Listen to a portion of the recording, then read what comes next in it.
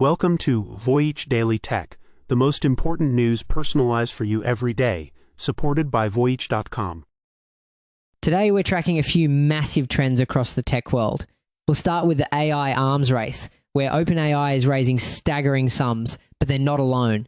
Then we'll shift to the real-world consequences of that technology as a jury hits Tesla with a massive verdict over its Autopilot system. From there, we'll see how Meta is selling off billions in assets to fund its own AI ambitions. We'll also look at how another company, Palantir, is embedding itself deep within the US military with a new $10 billion deal. And finally, we'll examine a quiet but significant shift at Google, which appears to be backing away from its public diversity initiatives. The most unexpected news in the tech world today has to be the sheer speed of OpenAI's growth, with its revenue skyrocketing by $3 billion in a matter of months. That surge is fueling a massive cash injection. The company just secured another $8.3 billion in a funding round that was so hot, it was 5 times oversubscribed. This is all part of a jaw-dropping $40 billion fundraising effort. The reason they need this much cash is simple. Building and running these powerful AI models is astronomically expensive. It's not just about software. It's a war for compute power, energy, and talent. To train a model like GPT-3, it was estimated to cost over $4 million and would take a single high-end graphics card 355 years to complete. The energy use is just as staggering. Some experts project that AI data centers could consume 20% of the world's electricity by 2035. This creates what's called a capital moat, a financial barrier so high that only the richest companies can even compete, which could stifle innovation from smaller players. The engine behind this, paid business users for ChatGPT have exploded to 5 million, up from just 3 million a few months ago. The company's annual revenue now stands at a staggering $13 billion and is projected to top $20 billion by the end of the year. And these aren't just people playing around. Businesses are integrating this technology for serious work. We're talking about major companies using it for everything from automating customer support, which reduces call handling times, to generating marketing content and performing complex data analysis. That's why the revenue is so sticky. It's becoming essential to how these businesses operate. But that's not the whole picture. The real turning point is seeing how the competition's responding. The AI arms race is heating up to an unprecedented level. Chief competitor Anthropic is now in talks to raise up to $5 billion of its own at a mind-bending $170 billion valuation. That's on top of a $3.5 billion round just this past March. That valuation sounds almost unbelievable, but it's being driven by absolutely explosive growth assumptions. Anthropic's own recurring revenue reportedly shot up from $1 billion to $5 billion in less than a year. When investors like Amazon and Google are pouring in billions, they are betting that this exponential growth will continue as more of the global economy adopts AI. And the pressure to raise these colossal sums is forcing some dramatic reversals. This is where the situation takes a more complex turn. In a leaked memo, Anthropic's CEO, Dario Amodei, signaled he may have to reverse his previous stance against taking money from Gulf sovereign wealth funds. He warned his team that it has become, quote, substantially harder to stay on the frontier of AI development without tapping that money. This isn't just a business decision, it carries huge geopolitical and ethical implications. When US-based AI companies become financially reliant on sovereign wealth funds, it raises serious national security questions about technology transfer and foreign influence over one of the most important technologies ever created. This isn't just a hypothetical either. Both OpenAI and Anthropic are now courting Middle Eastern capital to finance their global ambitions. It leaves us wondering, as this AI race accelerates into the stratosphere, who is really funding the future and what will it ultimately cost? We were just talking about the astronomical cost of building AI. Now, let's shift to the very real and very human cost when this technology is deployed in the wild. A jury just handed Tesla a bill for over $300 million. The verdict is for a fatal 2019 crash where a Moon OS using Autopilot accelerated through an intersection at over 60 miles per hour. A 22-year-old woman was killed, her body discovered 75 feet from the point of impact. The driver admitted he was distracted, scrambling to pick up a drop phone. You might think this is an open and shut case of driver error, but the jury saw it differently. they found Tesla 33% responsible and slammed the company with $200 million in punitive damages alone. To award punitive damages, a jury has to believe the company wasn't just negligent, but grossly negligent, that they showed a conscious disregard for safety. The lawyers in this case successfully argued that Tesla knew Autopilot was being used on city streets it wasn't designed for, but did nothing to restrict it. And that constitutes gross negligence. This verdict sets a huge precedent for other lawsuits. The plaintiff's attorneys delivered a knockout argument stating, quote, "Tesla's lies turned our roads into test tracks for their fundamentally flawed technology, putting everyday Americans in harm's way." They argued that Tesla's marketing, telling the world Autopilot drove better than humans, created a deadly false sense of security. What really seemed to sway the jury was the massive gap between the company's marketing and the owner's manual. Publicly, you have statements suggesting the cars can drive themselves, but the manual is filled with fine print telling drivers they must remain attentive at all times. Plaintiffs' lawyers are using this exact contrast to establish a pattern of misleading communication that encourages over-reliance on the system. Tesla fired back immediately, calling the verdict wrong and the entire case a fiction concocted by plaintiffs' lawyers. The company says the evidence has always shown the driver was solely at fault, with his foot on the accelerator overriding the system. This decision brings both a major financial penalty for Tesla and comes with inherent risks for the future of driver assist systems. It raises a critical question about the car's design. Why does the system allow a driver's panicked input to override the car's own collision avoidance logic? Human-computer interaction experts point out that while this prioritizes human control, it can be incredibly dangerous when a driver's unintended action directly conflicts with the car's safety protocols. When we place Tesla's approach alongside competitors like Ford's Blue Cruise or GM's Super Cruise, the contrast is stark. They use geofencing, meaning their systems only work on specific pre-mapped highways. Try to use it on a city street, and it simply won't engage. Tesla has chosen not to do this, which critics argue is a key part of the problem. And this verdict is just one piece of a much larger puzzle. Federal regulators at the National Highway Traffic Safety Administration are already investigating Autopilot and have warned Tesla that its social media posts may mislead drivers. Here's where it gets interesting. The investigation is looking at whether Tesla's recent software fix was actually effective. In response to pressure, Tesla rolled out an update to increase driver warnings. But the NHTSA is now investigating at least 20 crashes that happened after those cars received the update, raising serious questions about whether a simple software patch can fix a problem rooted so deeply in system design and driver perception. With the company pushing to launch a fleet of self-driving robotaxis, this verdict forces a difficult conversation. Is the technology truly ready for our roads, or are we all just part of the experiment? Speaking of massive corporate bets, while Tesla is pushing its robotaxi vision, another tech giant is making a huge pivot to fund its own AI future. Meta just put a $2 billion for sale sign on its own data centers. That's not a typo. The company behind Instagram and WhatsApp is offloading over $2 billion worth of its own land and construction assets. The reason? To help fund the massive soaring cost of building the future of artificial intelligence. Interestingly enough, this isn't just about raising cash. It's a strategic hedge against obsolescence.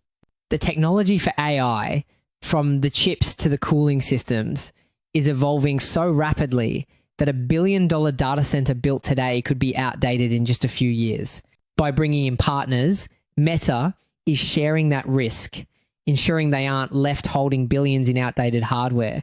This signals a massive strategy shift shaking up Silicon Valley. For years, tech giants have been famous for self-funding their own growth, but the AI arms race is proving so expensive that even Meta is looking for outside partners to share the burden. The company's chief finance officer, Susan Lee, went on the record stating, "We're exploring ways to work with financial partners to co-develop data centers, while some projects could attract significant external financing." So who are these financial partners?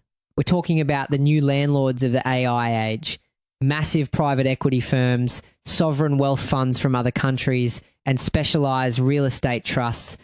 For example, private equity giants KKR and Energy Capital Partners recently launched a $4 billion project to build a massive data center in Dallas. This is the new reality. The physical backbone of AI is becoming a hot new asset class for global finance. And the scale of what they're trying to build is staggering.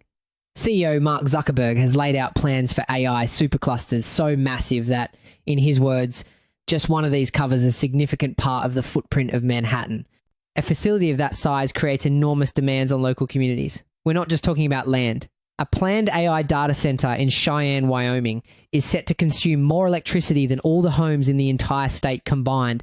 And what about water? Google's data centers in Oregon already use more than a quarter of their city's entire water supply. So you see, this isn't just a tech story, it's an environmental and infrastructure story. To power that vision, Meta has raised its annual capital spending forecast to between $66 and $72 billion. That $2 billion asset sale is just a fraction of the cost. It's a high-stakes bet. Meta's AI-driven ad sales are booming, but those very gains are being used to offset the rising infrastructure costs of its long-term AI push. Zuckerberg has said he plans to invest hundreds of billions of dollars to build for superintelligence. This isn't just a pivot. It's a complete rewiring of one of the world's biggest companies. This creates a potential national security risk that hasn't gone unnoticed. When a US company building something as powerful as superintelligence sells off control of its physical infrastructure to outside partners, it gets complicated. The US government, through its Committee on Foreign Investment, or CFIUS, is already scrutinizing these deals, worried that foreign adversaries could gain access to critical data infrastructure.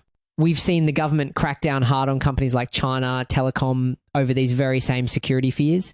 It all points to a multi-$100 billion bet on AI, with the final shape of that endgame still very much unknown. Meta is looking for outside partners to build its infrastructure, but the US military is going in the opposite direction, consolidating its power with a single tech partner in a deal that's raising eyebrows. A tech company just landed a contract with the US Army worth up to $10 billion. The company is Palantir, and for the next decade, it will be at the heart of the military's software and data operations. This isn't just another government contract, it's a strategic earthquake.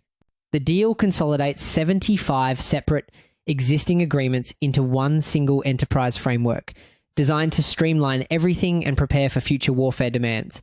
However, if you zoom out, you'll see a calculated risk at play here. It's a phenomenon known as vendor lock-in, where an organization becomes dangerously dependent on a single supplier. The concern is that over a decade, this could reduce the military's flexibility, limit its bargaining power, and potentially stifle innovation if other better technologies emerge. This move also squeezes out dozens of smaller, innovative companies that previously held those contracts, potentially shrinking the competitive landscape that fuels new ideas. This move cements Palantir's central role in the high-stakes push for artificial intelligence dominance in national defense. The company's CEO, Alex Karp, has been a vocal proponent of joining forces on AI to fend off adversaries. Now, get this. Securing a deal of this magnitude involves more than just having the best tech. Palantir has significantly increased its political engagement, with lobbying expenses growing dramatically in recent years. The company has also strategically hired former government and intelligence officials, building powerful relationships within the very departments it serves. This combination of technical prowess and political savvy is a key part of how these landmark deals are won. Shares of the Denver-based company have more than doubled so far this year. This landmark agreement comes on the heels of a $178 million contract earlier this year for Palantir to deliver its first AI-powered systems to the Army. This isn't just about new technology, it's about a fundamental shift in strategy. The agreement is a cornerstone of a broader government push to use AI tools to clamp down on costs and drive massive efficiencies. It provides purchasing flexibility while completely removing old-school contract fees and procurement timelines. It all points to one company becoming deeply embedded in the central nervous system of the nation's defense apparatus. And when we say central nervous system, we're talking about an unbelievable amount of sensitive data. Palantir's systems will be accessing and integrating everything from logistics and supply chain information to personnel files and critical battlefield intelligence. To protect this, the company uses mandatory encryption for all data, both when it's moving and when it's stored, along with strict authentication controls. The security has to be perfect every single time. When we talk about AI on the battlefield, the conversation inevitably turns to the profound ethical questions about accountability. To manage this, the Department of Defense is emphasizing what's called a human-in-the-loop system. The goal is to ensure a human operator is always integral to the final decision-making process, providing critical oversight to prevent errors or biases from an algorithm. This shows that the future of warfare is as much about ethics and oversight as it is about technology. While Palantir is getting closer to the government, our final story is about another tech giant, Google, that seems to be navigating its relationship with Washington in a very different way. It begins with a quiet decision that's raising loud questions. Google just purged more than 50 diversity, equity, and inclusion groups from one of its key public funding lists. And that's just the tip of the iceberg. According to a new report from the Tech Transparency Project, the tech giant actually removed a total of 214 organizations, while only adding 101 back in. The single largest category to get the axe? Day. The report found 58 of the dropped groups had mission statements that included the words diversity, equity, inclusion, race, activism, and women. These are also terms the Trump administration has reportedly told federal agencies to limit or avoid. This move comes as tech giants slash costs to pour money into artificial intelligence, and it follows the Supreme Court's 2023 decision to end affirmative action at colleges. Shortly after President Donald Trump signed an executive order to end the government's DEI programs, Google told employees it would end DE-related hiring aspirational goals, citing its status as a federal contractor. After all, as a major federal contractor, Google is caught in a tough spot. A recent executive order essentially eliminated affirmative action requirements for companies that do business with the government. It forces them to certify that their DEI programs don't violate federal anti-discrimination laws. This creates a direct conflict between a company's public commitment to diversity and its legal obligations, setting a major precedent for any tech company with government contracts. The situation presents a fascinating duality. Just months ago, Google CEO Sundar Pichai told his employees, quote, "We're a global company. We have users around the world, and we think the best way to serve them well is by having a workforce that represents that diversity." Now, some say this is just about saving money for the big AI push, but the numbers tell a different story. Research shows the cost of these DEI programs is a tiny, almost negligible fraction of what Google is spending on AI. We're talking about an average DEI budget of maybe a couple $1 million for a huge company compared to the tens of billions being poured into AI. This suggests the decision might be more about political strategy than financial necessity. So what does this look like on the ground? One of the groups dropped from Google's public contributions list is the National Network to End Domestic Violence. The report notes the group had been on Google's list for at least 9 years.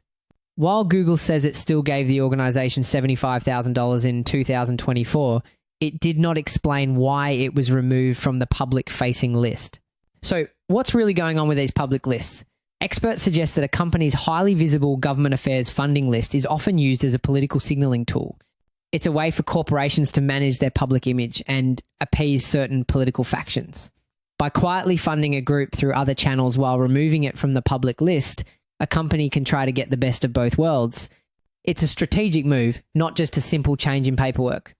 It's a move that leaves us questioning whether this is a quiet retreat from public commitments, a simple change in paperwork, or the start of a massive shift in how Silicon Valley defines corporate responsibility. That's it for today on Voyage Daily Tech. Follow, share, and stay tuned for daily updates coming your way tomorrow.